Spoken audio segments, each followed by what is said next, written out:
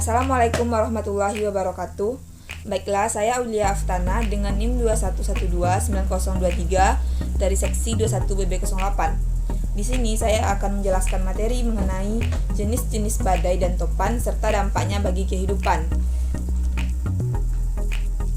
Yang pertama, topan. Pengertian angin topan. Angin topan adalah pusaran angin kencang dengan kecepatan angin 120 km per jam atau lebih yang sering terjadi di wilayah tropis di antara garis balik utara dan selatan, kecuali di daerah-daerah yang sangat berdekatan dengan khatulistiwa. Selanjutnya ada penyebab terjadinya angin topan. Angin topan terjadi karena adanya perbedaan tekanan udara atau perbedaan suhu udara pada suatu daerah atau wilayah. Hal ini berkaitan dengan besarnya energi panas matahari yang diterima oleh permukaan bumi. Pada suatu wilayah, daerah yang menerima energi panas matahari lebih besar akan mempunyai suhu udara yang lebih panas dan tekanan udara yang cenderung lebih rendah. Perbedaan suhu dan tekanan udara akan terjadi antara daerah yang menerima energi panas lebih besar dengan daerah lain yang lebih sedikit menerima energi panas, yang berakibat akan terjadi aliran udara pada wilayah tersebut. Setiap kali memasuki musim panas, datang angin topan yang menyebabkan pohon-pohon tumbang serta ombak menghancurkan rumah-rumah. Yang paling parahnya lagi, angin topan mampu membuat mobil-mobil berterbangan. Mengapa angin topan yang mengerikan itu bisa terjadi? Angin topan terjadi di laut di sekitar daerah khatulistiwa. Kira-kira pada 5 LU di sana suhu air laut sangat hangat sampai melebihi 27 derajat Celcius. Jika suhunya memanas, udara akan mengalir naik ke atas. Karena udara banyak naik, maka tekanan udara di atas tinggi dan tekanan udara di bawah rendah. Udara yang naik lama-kelamaan mendingin, lalu turun, sementara udara yang hangat naik ke atas. Proses naik turunnya udara dingin dan hangat ini terjadi berulang-ulang, dan tekanan uap yang membawa energi sangat besar, dan suhu udara menjadi sangat rendah, sehingga menghasilkan gumpalan udara yang berputar yang sangat membahayakan. Gumpalan udara inilah yang disebut dengan angin topan. Selanjutnya, jenis-jenis angin topan. Jenis angin topan berdasarkan tingkat kecepatannya terbagi menjadi 3. Yang pertama, jenis angin topan kategori 5 atau kehancuran murni. Dengan nilai mulai dari 1 hingga 5, skala angin badai Saffir-Simpson menilai jenis angin topan berdasarkan kecepatan angin dan membaginya ke dalam beberapa kategori topan. Jenis angin topan kategori 5 dapat berputar dengan kecepatan angin sama dengan atau lebih besar dari 157 mil per jam. Pada kecepatan tersebut, kerusakan besar terjadi dengan pemadaman listrik yang berlangsung hingga berbulan-bulan, dan sejumlah besar rumah tergeletak menjadi reruntuhan. Orang-orang mungkin juga tidak bisa menempati daerah yang rusak akibat angin topan untuk jangka waktu yang baru, mulai dari minggu hingga bulan. Ahli meteorologi menyebut siklon tropis di barat Pasifik Utara sebagai topan super ketika angin bertiup dengan kecepatan lebih dari 150 mil per jam. Yang kedua, ada jenis angin topan kategori 3 dan 4 atau kerusakan bencana. Tidak merusak seperti kategori 5, jenis angin topan kategori 4 membawa label kerusakan bencana karena kecepatan anginnya yang berkisar antara 130 hingga 156 mil per jam. Angin menyebabkan kerusakan parah pada rumah kerangka dan tiang listrik serta dapat menumbangkan pohon yang mengisolasi lingkungan sekitar. Kemudian, dengan kecepatan angin berkisar antara 111 hingga 129 mil per jam, jenis angin topan kategori 3 menciptakan kerusakan.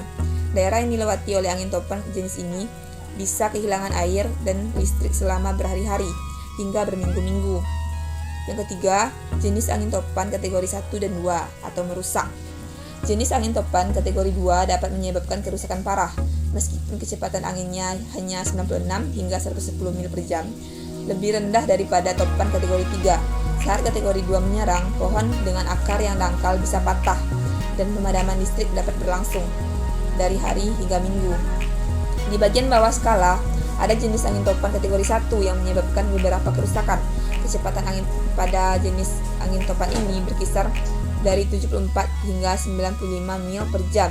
Listrik bisa padam berhari-hari dalam pohon besar patah, dan angin dapat menumbangkan pohon yang akarnya dangkal. Selanjutnya yaitu dampak angin topan terhadap lingkungan hidup. Yang pertama, bidang perhubungan. Kecepatan angin topan sangat mempengaruhi kehancuran jalur penerbangan. Selain kecepatan angin, faktor cuaca dan iklim juga berperan dalam bidang perhubungan, terutama untuk transportasi. Selain mempengaruhi kehancuran jalur penerbangan, kecepatan angin juga sangat berpengaruh pada transportasi laut. Yang kedua, bidang telekomunikasi. Selain faktor iklim dan cuaca, kecepatan angin juga berpengaruh pada bidang telekomunikasi.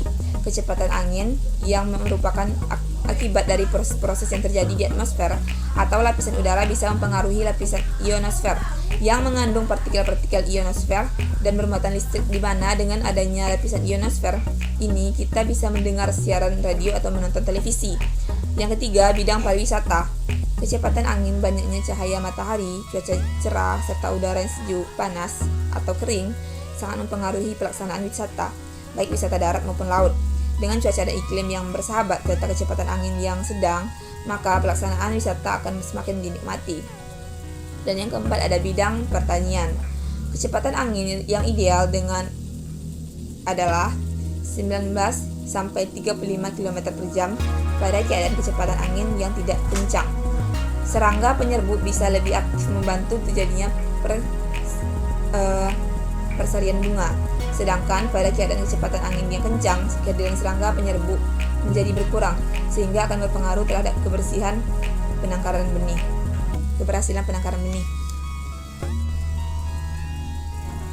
Selanjutnya, badai.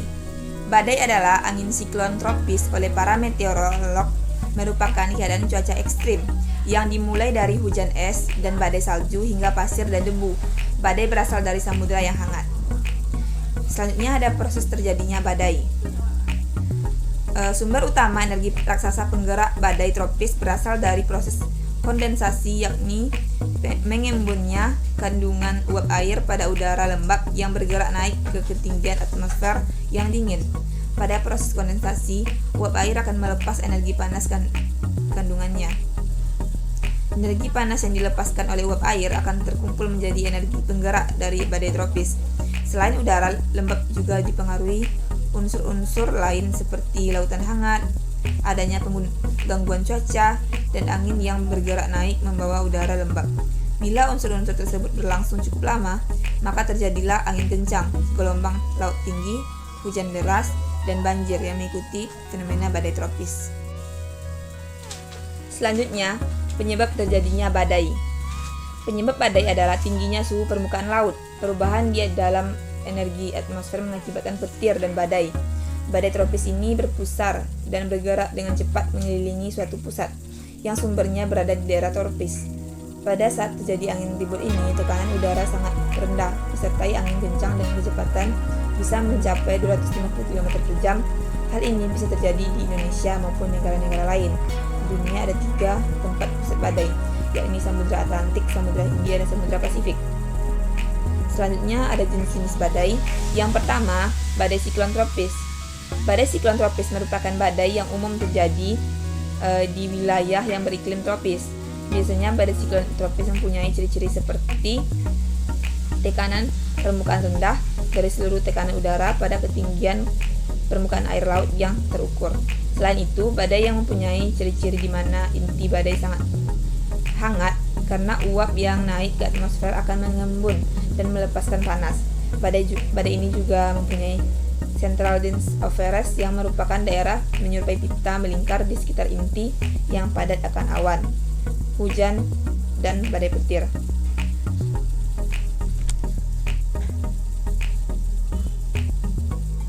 Yang kedua, ada badai api. Badai api sering disebut juga dengan setan api atau tornado api, di mana badai api merupakan salah satu fenomena alam yang unik dan jarang terjadi. Badai api biasanya terjadi jika dalam kondisi dan arus udara membentuk gerakan vertikal yang berputar seperti angin tornado, di mana api yang berputar dapat berpisah dengan sumber apinya sehingga dapat bergerak sendiri dan membakar apa saja yang dilewatinya. Yang ketiga, ada badai salju. Badai salju merupakan jenis badai yang terjadi pada keadaan udara yang hangat bertemu dengan udara yang dingin dan memiliki massa udara yang dapat mencapai diameter 1000 km atau lebih. Biasanya perbedaan tersebut akan berpengaruh jenis dan tingkat keparahan badai salju. Yang keempat ada badai debu. Badai debu merupakan jenis badai yang membawa partikel halus dari bahan tanah liat dan lumpur serta kotoran dari jarak jauh, di mana material ini akan tersuspensasi di udara sepanjang badai tertiup. Biasanya debu memiliki diameter sebagian besar materinya kurang dari 1/16 mm dan mempunyai kecepatan hingga 40 km per jam serta ketinggiannya hingga 300 meter. Yang kelima, ada badai pasir. Badai pasir merupakan jenis badai yang membawa sejumlah besar pasir di udara dan awan pasir di permukaan bumi, di mana sebagian pasir yang diterbangkan tidak melebihi 50 cm namun dapat terbang hingga jarak 2 meter. Badai pasir disebabkan oleh meningkatnya kecepatan angin dalam suatu wilayah yang luas dan umumnya terjadi pada tanah yang kering. Selanjutnya ada badai tornado. Badai tornado merupakan jenis badai yang sangat terkenal karena keganasannya. Badai tornado biasanya digambarkan sebagai angin yang berputar dan berbentuk seperti corong raksasa dengan meliuk-liuk dan berputar pada kecepatan tinggi. Badai tornado disebabkan oleh perubahan lapisan udara akibat adanya udara yang menyusup sehingga membentuk angin berputar-putar dengan kecepatan angin 400 km per jam dan lebar cerobong antara 15 sampai 365 meter. Selanjutnya ada badai petir.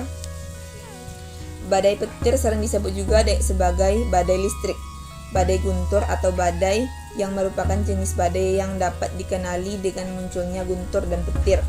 Badai petir dapat terjadi di seluruh wilayah bumi dengan frekuensi yang paling kuat terjadi di kawasan hutan hujan tropis karena dapat berlangsung setiap harinya.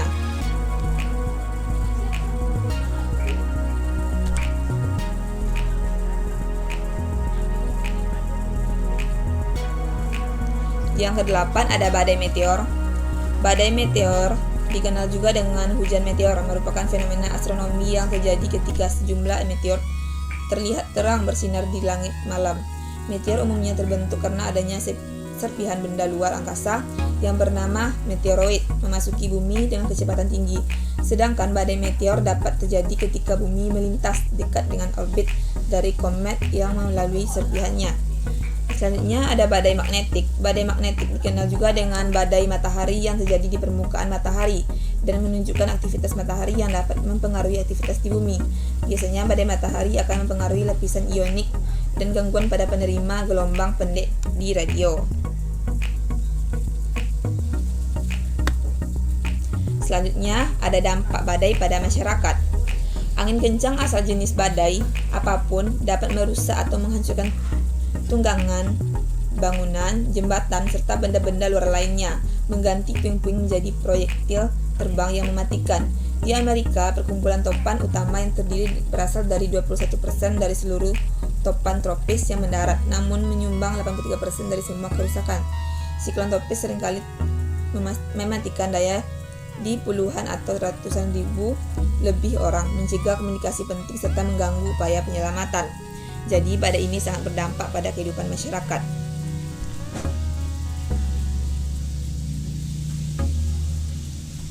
Baiklah, hanya sekian yang bisa saya sampaikan. Jika ada salah dan janggalnya, saya mohon maaf. Saya tutupi dengan wassalamualaikum warahmatullahi wabarakatuh.